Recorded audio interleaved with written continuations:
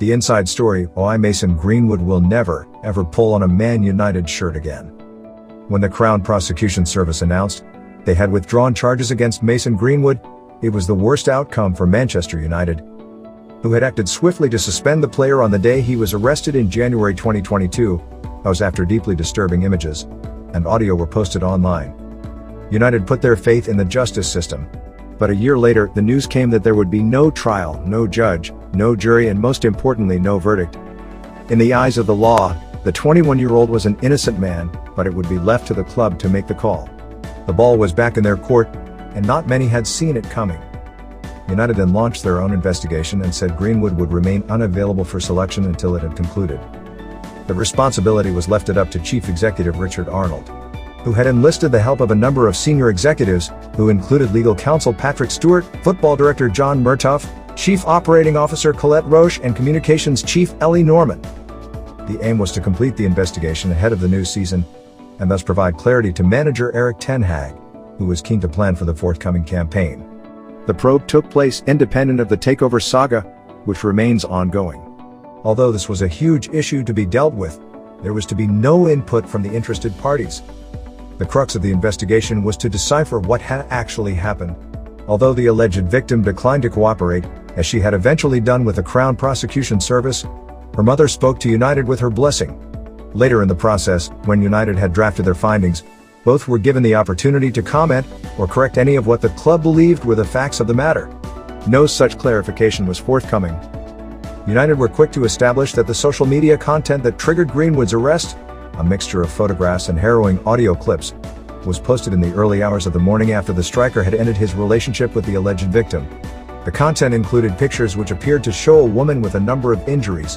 One featured the woman with blood flowing from her mouth, and was accompanied by a caption which read, "To everyone who wants to know what Mason Greenwood actually does to me." A disturbing audio file was also uploaded, in which a male voice could be heard trying to coerce a distressed female into having sex. United asked for and were given explanations behind those posts, and were satisfied that no physical abuse took place, a finding that was not disputed by the alleged victim's family.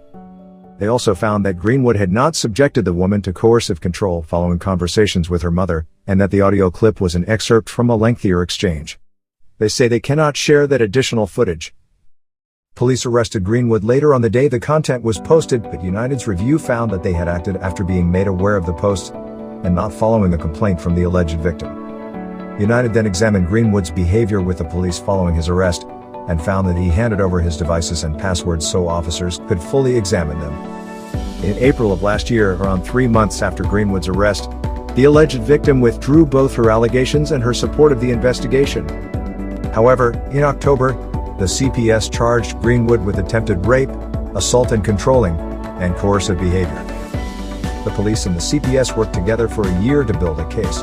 However, following the withdrawal of key witnesses and new evidence coming to light, they decided that a conviction was unlikely, and in February of this year withdrew those charges, dumping the matter on United's doorstep. Over the course of their subsequent inquiries, United were left confident that the social media posts represented a small fraction of the evidence considered by the CPS and, as such, did not paint a full picture of the situation. A court of public opinion was then taken into account.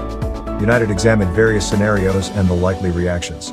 Whether Greenwood should pull on a United jersey ever again, without proving to be a hugely damaging distraction, this was part of the discussion, as was the likely reaction from media outlets and domestic abuse charities.